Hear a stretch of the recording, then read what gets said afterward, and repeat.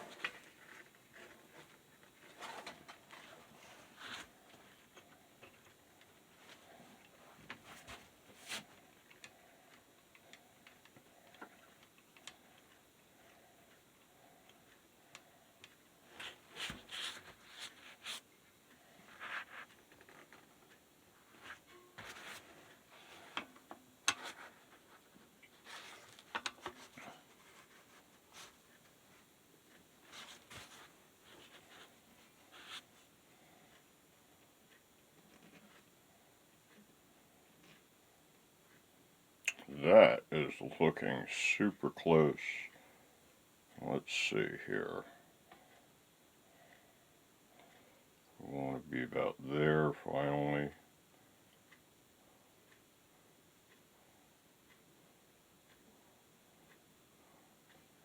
That might be a little bit too much. Looks like we'd have to raise the saddle almost 3 mil. Let me see if I can find something a little thinner. Alright, I think I'm going to try some of this laminate material here.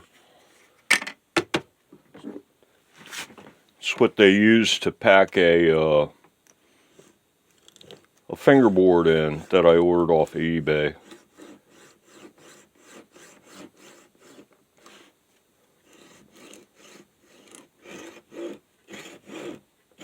This should just be a test shim like the last one. And then, assuming it's the correct size, then I can actually cut it fit and paint it and all that kind of good stuff.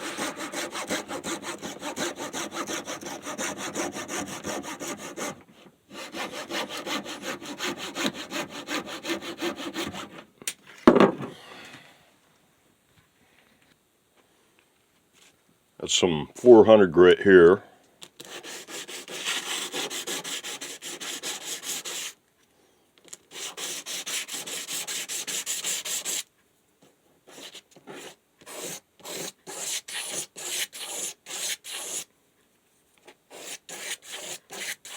Just clean it up here a little bit.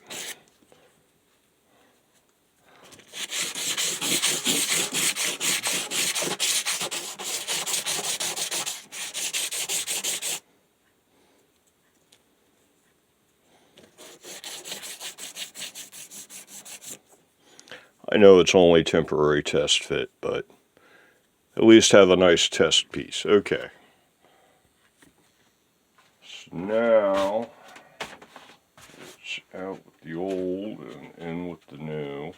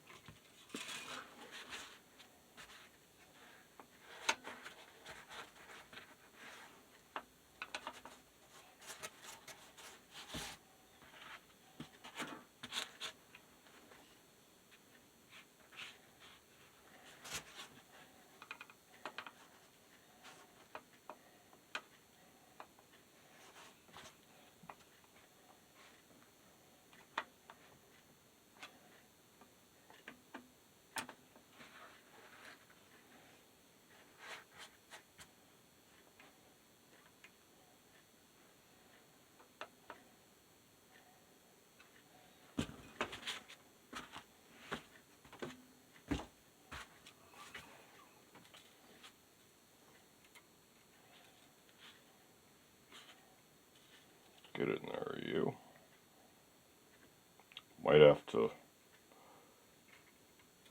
redo the strings at this other end up at the nut.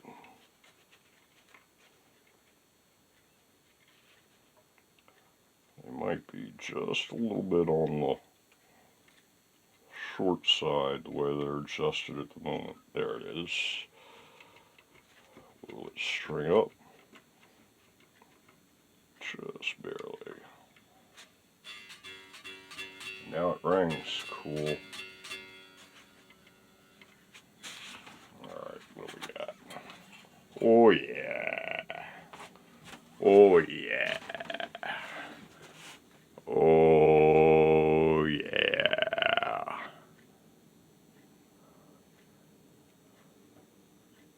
How does that look? That looks pretty darn good. That's the kind of thing. That's where we want to be. Yeah, nice pretty geometry. That's where we want to be. Okay, so let me get the X-ray specs.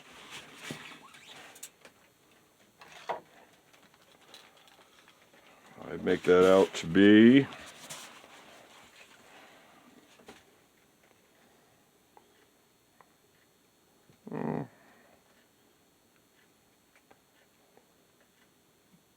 between 1/2 mil and 1 mil.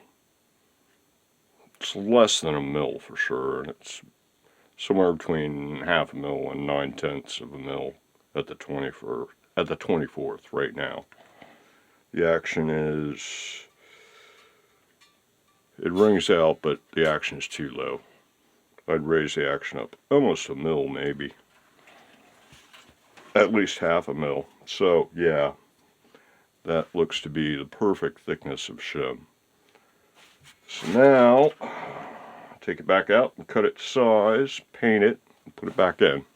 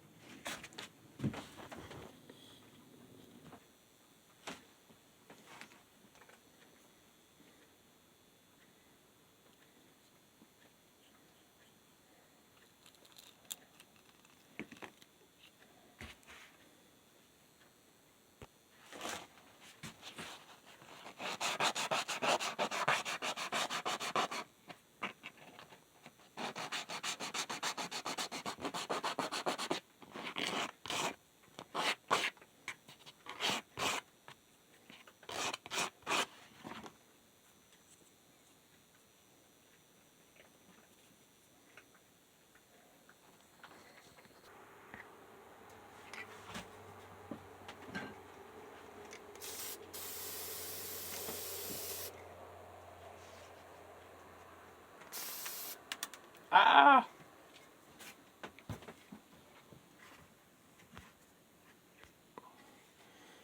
It's stuck on the wet paint now, so it should stay in place.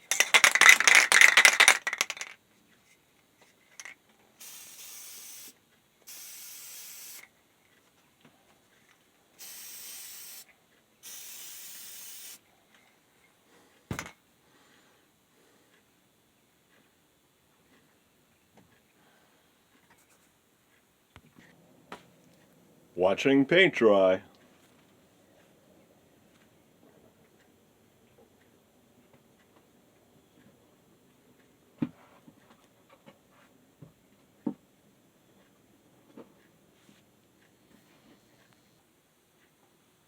So, oftentimes I find that when I'm waiting for stuff in the paint shop, that's what causes me to start the next build. It's like, well, as long as I'm sitting around waiting, let's start another build.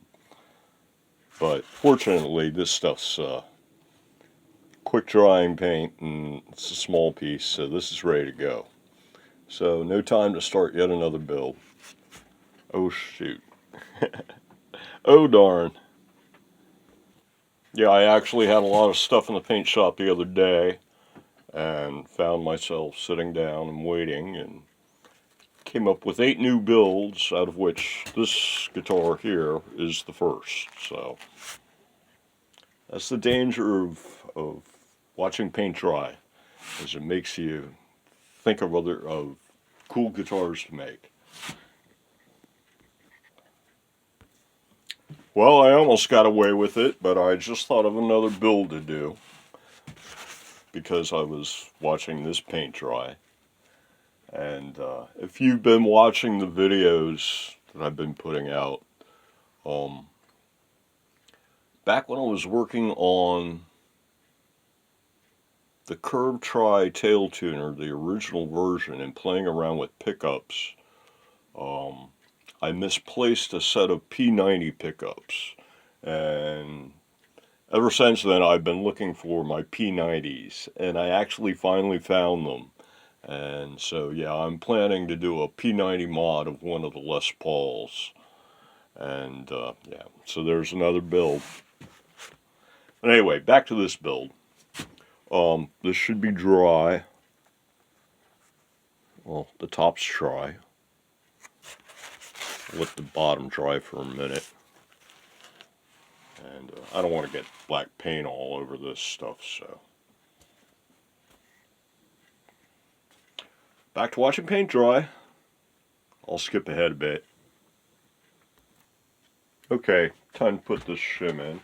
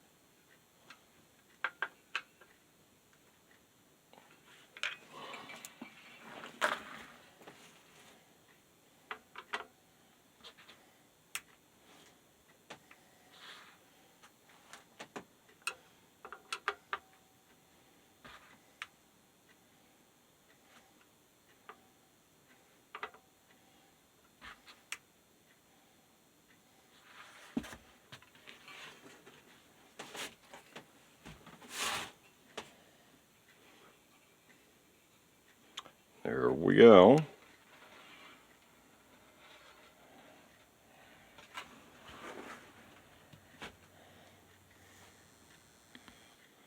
And that's what we're looking at for action at the moment. Saddles are all the way down, so yeah, looking real good. I guess put the rest of the strings on. This is a flat fretboard, no radius, classical style. So yeah. Okay, got all the strings on, and they're tight, but not necessarily tuned up. Next step is to raise up the saddles enough so that they all ring out. Number 6 rings out, but not all of them do. So that's the lock screw there, and you unlock it. Now the saddles will move around. Alright, let's see.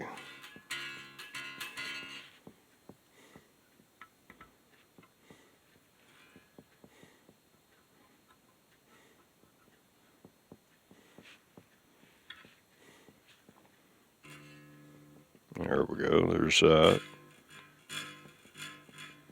Maybe we'll add a little bit to this one too.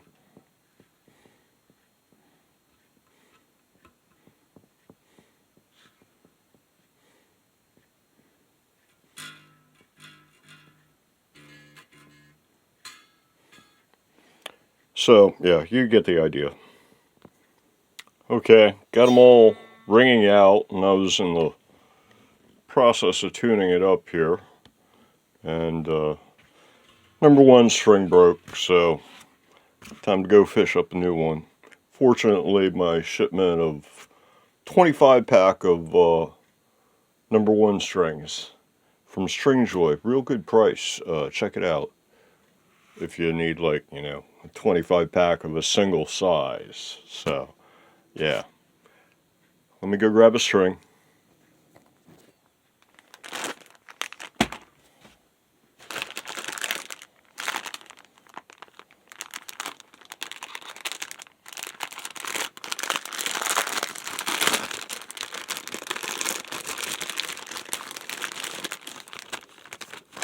Individually vacuum packed. Very nice. Yeah, let me get some scissors or something. And here we go. One string. And now I got to dig up Allen wrenches and stuff in order to unlock the nut.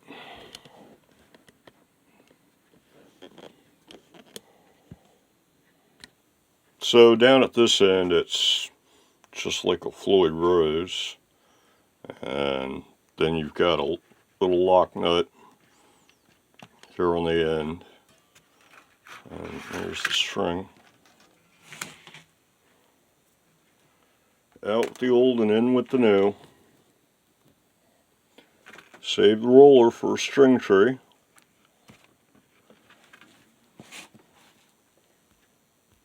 So down here, put in the ball and tighten it up until about half the ball is underneath here. Right about there. And down at this end, goes through a hole right there. And then you tighten up this lock nut. Then you put the lock back on. Okay, got the new number one string on here. All the saddles have been raised up enough so that all strings ring out. And it's been brought up to tune. Yeah, see the tuner down here. And everything's looking good as far as, like, no movement in the body or the neck or anything now that it's under tension, under full tension. And the next step is I need to go ahead and set the action. I'm not sure whether there's going to be any issues with fret buzz or not at this point. There might be. But that might just be the fact that I haven't finished getting everything dialed in. So, gotta wait and see. Yeah, just checking the number 6 string here. I seem to have like 3 frets that are high, causing a bit of buzz. I think number 3's high here, and something there, and something there. That kind of a thing. So, yeah, a little spot leveling attention kind of might be called for. I think it's going to be easier to tell what's going on if I've got the pickup in, and then I can at least, you know, hook it up to some wires using the alligator clips and put it on an amp and be able to hear the buzz better than holding anything right up close to my ear. So I think I'm going to do that next. And then as far as the leveling goes, I don't really want to start pounding on this thing. I don't know, I guess I could put a support block under it and pound on like number 6 ends of frets, kind of a thing maybe. I've seen on Ken Parker Arch Toppery, he's got some techniques for spot leveling frets without removing the strings, so I might take a stab at something like that. But I think we're getting close to enough time for an episode. So yeah, I think I'm gonna end this episode here.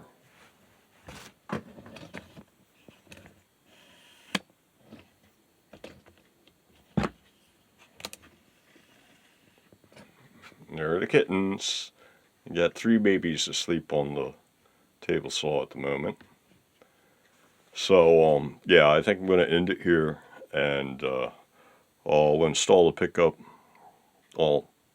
That's what I'll be doing first on the next episode. I'll install the pickup, and then I'll be able to get an amp on it, see exactly where it's buzzing, and spot mark those with a Sharpie, and then get to doing some spot leveling or something like that. So, but that'll be the next episode. Until then, everybody, have a good one and go make some sawdust. It's Sunday, right? You're supposed to be drinking beer, watching football, and building guitars. See y'all later.